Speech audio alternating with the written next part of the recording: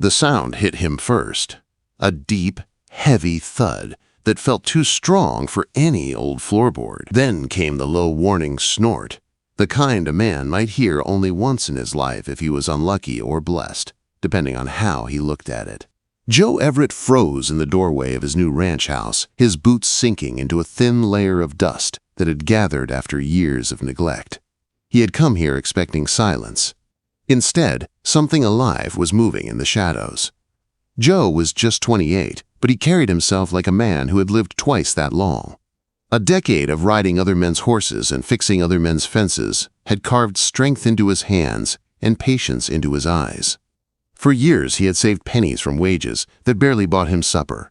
He had hauled water in winter storms, slept in drafty bunkhouses, and pushed himself through long days on ranches across Wyoming and Montana. Every dollar he earned went into one dream: owning land of his own. He never expected that dream to cost him $5. The classified ad in the Billings paper still felt unreal. Ranch property. 180 acres. House and barn. Must sell immediately. $5. Cash only. No questions. No realtors. Joe had laughed, thinking someone was playing a joke, but something in his gut pushed him to call. That call led him to Jennifer Hartley, a tired-sounding young woman who wanted the property gone fast. Her uncle, the owner, had died in what the family called an accident, though she spoke the word like she didn't believe it. The price was strange. The warnings were stranger, but Joe needed land, and the deed was real. Now, 2 days later, he stood inside the old log house with the late afternoon sun glowing behind him. Dust coated every chair and old curtain. Cobwebs hung from the rafters. The air felt thick with years of quiet. He took a step deeper inside, boots tapping softly. Then that sound came again, a heavy hoof striking wood. Joe's heartbeat quickened. A horse inside a house? That made no sense. The place was sealed tight, every door and window shut. Jennifer had hinted the house might not be empty, but Joe assumed she meant mice, or maybe an old stray dog. Not this. A shape moved at the far end of the hall, slow and deliberate. Joe held still, hardly breathing, as a stallion stepped into the pale light. The animal was tall and powerful, far taller than most wild ones Joe had seen roaming the open Montana range. His steel-gray coat shimmered like cold water, and his black mane hung in wild knots. His ears flicked forward with sharp awareness. His dark eyes, full of fire and intelligence, locked onto Joe with a focus that made the rancher's knees tense under him. Joe had seen wild mustangs from a distance, whole herds racing across open land like the wind itself, but never one inside a living room, and never one that looked at him as if reading his soul. The stallion didn't charge, he didn't rear, he simply stood there, his breathing steady, waiting. Joe slowly lifted his hands to show he meant no harm. "Easy, boy," he said softly. "I'm just here trying to figure things out." The horse snorted once and turned his big head toward the hallway, then took a few steps, glancing back at Joe as if telling him to follow. The message was clear, and Joe felt something stir inside him. Curiosity mixed with caution. He followed. The hallway walls were marked with scratches, hoofprints and scuffs that showed the stallion had been living inside for some time. Joe reached the last door and stopped short. The bedroom did not look like a place where a man slept. It looked like a place where a man watched, waited, and studied danger. Maps covered the walls, marked with trails, dates, and arrows drawn across BLM land. Dozens of photographs hung beside them, most of wild mustangs running across the scrublands. But these weren't pretty pictures taken for keepsake. These were records. Each photo had a date and a note. Some had one word written across them in red ink. Missing. Joe felt a chill race down his spine. The stallion stepped into the room beside him, his hooves clicking softly on the old floor, and Joe understood that this horse wasn't here by accident. Someone had kept him safe. Someone had been studying something dangerous. Joe stepped closer to the wall, his breath tight in his throat. The pictures weren't random. They formed a pattern. Wild mustangs were disappearing from the land. Not a few. A lot. enough that someone had spent years tracking them. This is what he was scared of, Joe whispered. The stallion snorted as if answering. Joe turned slowly, looking at the powerful wild horse standing only a few feet away. Scars ran along the animal's sides, old battles with other stallions or predators. But there was something more in his stance, something protective. "You stayed to guard something," Joe murmured. The stallion blinked once, steady and calm. Joe looked back at the wall of missing horses and felt a knot tighten in his chest. Something was wrong in this valley, very wrong. And the only one who seemed to understand it was a wild Mustang who had chosen to trust the man brave enough to walk through the door. Joe stood in the quiet room, surrounded by maps and photographs that felt heavier than any burden he had ever carried. The wild stallion beside him waited, watching him with calm eyes, as if measuring whether Joe was the kind of man who would walk away or the kind who would stay and face the truth. Joe took a slow breath and looked again at the walls. Every picture showed a Mustang that once ran free on the open land. Many of the photos had clear dates under them, and the numbers formed a worrying trail. Horses had been disappearing for years. Entire bands were gone without a trace. Someone was stealing wild Mustangs, and Raymond Hartley, the old rancher who once lived here, had been trying to stop it. Joe moved to the desk in the corner and opened the top drawer. Notebooks filled it, all packed tight with handwritten notes. He flipped through one. Each page held careful details: dates, weather, herd size, the sound of trucks at night, tracks left behind by strange riders, and places where fences had been cut. Raymond had been watching something dangerous. Joe set the notebook down and rubbed the back of his neck. He had only been on this land for a few hours, and already the world felt different. Bigger, darker, full of secrets he never asked for. The gray stallion nudged his shoulder lightly, urging him to keep going. "All right," Joe whispered. "Show me more." The horse led him out of the bedroom and down the narrow hallway toward the kitchen. The floor creaked under their weight, and dust floated up in the warm light. The stallion walked with steady steps, as if he had done this many times. He paused at the back door and looked at Joe. Joe pushed the door open, and bright Montana sunlight flooded in. The yard looked quiet, nothing more than old grass, a broken water trough, and a barn leaning slightly from years of wind. But the stallion stepped outside, lifted his head, and stood tall, ears forward. He was alert. Joe followed his gaze and saw the rolling hills that stretched into the distance. Wild land, Mustang country, a place where danger could hide just as easily as a horse. For the rest of the day, Joe explored the ranch. He checked the barn, repaired a loose hinge, and swept out piles of old hay. Smoke, as Joe quietly began calling the stallion, stayed close to him the entire time. Not too near, but never too far. When Joe climbed the ridge behind the barn, Smoke followed. From the top, Joe could see miles of open land, dry grass, scattered rocks, and the faint shapes of Mustangs running in the far distance. It was beautiful, but it also felt fragile, like something was pressing down on it. "This land holds secrets," Joe murmured. As the sun dipped low, Joe sat on the ridge, thinking. He had come here to build a simple life, a quiet one, but now he felt caught in something much bigger. Smoke lowered his head near Joe, letting out a breath that brushed Joe's shoulder. The moment surprised him. Wild horses did not offer closeness without reason.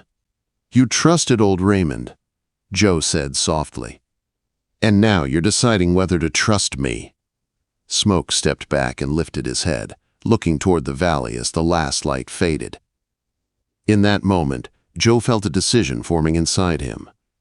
He didn't know where this road led, but he knew he was already on it. He headed back to the house with Smoke walking beside him like a silent guard.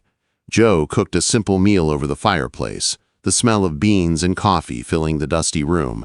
Outside, a coyote howled, and the wind pushed through the old window frames. As Joe got ready to sleep, he glanced once more at the walls covered in Raymond's notes. He felt the weight of them press into his chest. "Whoever took those horses," he whispered, "they're going to come back." Smoke, lying near the door like a watchful shadow, lifted his head. It was almost midnight when Joe woke to the sound of engines in the distance. Faint at first, then louder. He shot up and crossed the room to look out the front window. 3 trucks were bouncing down the dirt road, moving fast, heading straight toward the ranch. Joe's blood ran cold. Smoke rose to his feet, muscles tight, ears flat. He knew danger before Joe even understood it. Lights cut through the darkness, casting long shadows across the yard as the trucks skidded to a stop. Men climbed out, 6 of them by Joe's count. Their movements were sharp, their voices low. These weren't ranchers. These were men who expected trouble, men used to taking what wasn't theirs. One man stepped forward, larger than the rest. A heavy-set figure with a wide stance and a cold stare, even through the darkness. The sheriff's badge at his belt gleamed when the truck lights hit it. Joe's stomach twisted. This was no friendly visit. Sheriff Lawrence Burke looked up at the ranch house like a man checking on a problem he meant to fix. "Well, boys," he said loud enough for Joe to hear, "let's see what our new neighbor has found." Smoke pawed the dirt and let out a sharp, angry snort that echoed across the yard like thunder. Joe felt the truth settle on him like a stone. This wasn't about a $5 ranch. This was about the missing horses. This was about Raymond. And now, it was about him. Smoke's dark eyes met Joe's through the shadows. They were in this fight together. The night felt tight around the ranch house as the 6 men spread out across the yard. Their boots moved through the dry dirt with steady purpose. Joe could tell right away these men were not here to talk. They were here to search, to threaten, and to make sure whatever Raymond had left behind would never see daylight again. Smoke stood at Joe's side inside the house, muscles coiled like a spring. His wild eyes were locked on the men outside. A low rumble came from deep in his chest, not fear, but warning. Joe crouched low under the window and watched the sheriff step forward. "Everett!" Sheriff Burke shouted. "We need to have a word with you." Joe stayed silent. He wanted to think. He needed a plan. His rifle was by the door, but he knew 6 armed men wouldn't back down from one rancher holding a weapon. Not these men. Not tonight. Burke motioned to 2 of his men. "Search the barn. If he found any of Ray Hartley's crazy notes, they'll be stored somewhere."